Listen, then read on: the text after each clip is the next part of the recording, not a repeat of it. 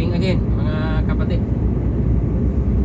Nandito tayo sa Belgium, galing tayo ng Germany. Ito lang yung biyahe natin, Belgium, Germany, Belgium. Nakalinya tayo. So nakikita nyo naman sa title natin, nakakarating ako ng Europe kahit di ako nakapagtapos ng college. Diskarte lang kailangan. Medyo may edad na tayo bago nakarating dito. Buti nakahabol pa tayo sa kanilang requirement sa age limit. Umahabol tayo. So shout out sa inyo lahat mga kapatid, mga kapwa kong OFW, mga kapwa kong trailer truck driver dito sa Europe. Shout out sa inyo lahat. Sana nasa mabuting kalagayan tayo. Ingat-ingat sa biyahe mga kapatid. So kwentuhan tayo sandali, no? Yung mga aspiring trailer truck driver natin sa Pilipinas, o yung mga nagbabalak na kabataan ngayon, nagbabalak na gusto makapunta dito sa Europe. Kung kayo may marunong magmaniho, mag-upgrade na kayo. Kung ang dala nyo ngayon ay 10-wheeler, kumuha na kayo ng code 8, then kumuha kayo ng experience sa trailer. Kailangan may COE, tapos complete yun yung requirements mo, kasi dito sa Europe talaga tuloy-tuloy yung mga hiring nila, kasi medyo nagustuhan na tayo ng mga European. Lang minsan yung iba, mga kulukoy, yung mga hindi yung kaangasan nila sa Pilipinas, diadala pa rin dito.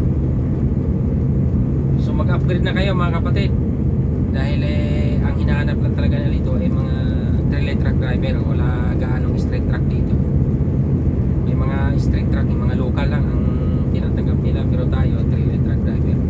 Kumuha kayo ng experience. Ako 24 years akong nagda-drive sa Manila, sa Pilipinas. Lahat mula sa motor hanggang sa trailer ay pinag-aralan ko. So, kung gusto nyo makapunta din sa Europe na libre, alam nyo ang Europe, pinupuntahan ng mga turista yan, nagbabayad pa yan para makarating lang dito sa Europe. Pero tayo mga driver, nakakaikot na tayo sa halos lahat ng bansa dito sa Europe. Bayad pa tayo kasi ang biyahe namin cross country talaga. Kaya ikot ka, Norway, Sweden, Denmark, Germany, Netherlands, Belgium, France, Italy, Spain, yan, Latvia.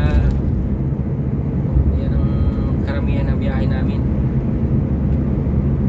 So kaya lang ngayong biyahe ko ngayon dito lang, Germany, kasi nakalinya ako. Pero pag striker ka, kahit saan ka, gusto nyo nakapag-tourist na kayo, o maging trailer truck driver kayo dito, nakakaikot kayo, nakakapunta kayo kung saan sa sahod. Okay ang sahod dito,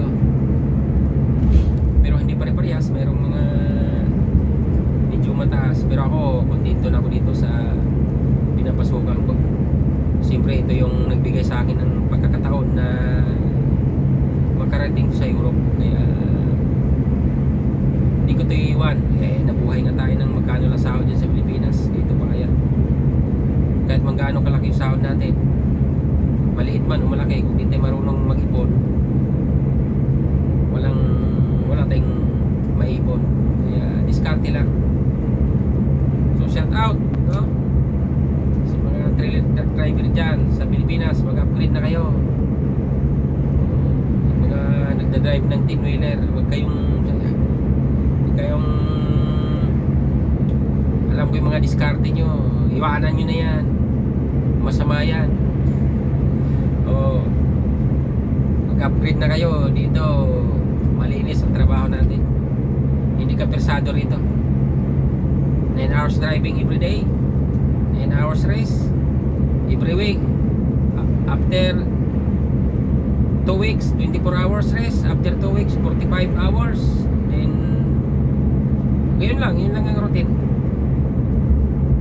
So mag-apply na kayo tayo, iwanan nyo na yung Pilipinas. Wala, kaya yung mga ayaw sa atin dyan na sila na magbuhat ng mga container dyan, dalhin sa warehouse. So ingat-ingat tayo mga ka-truckers. Saludo sa inyo lahat. Ingat-ingat sa biyahe.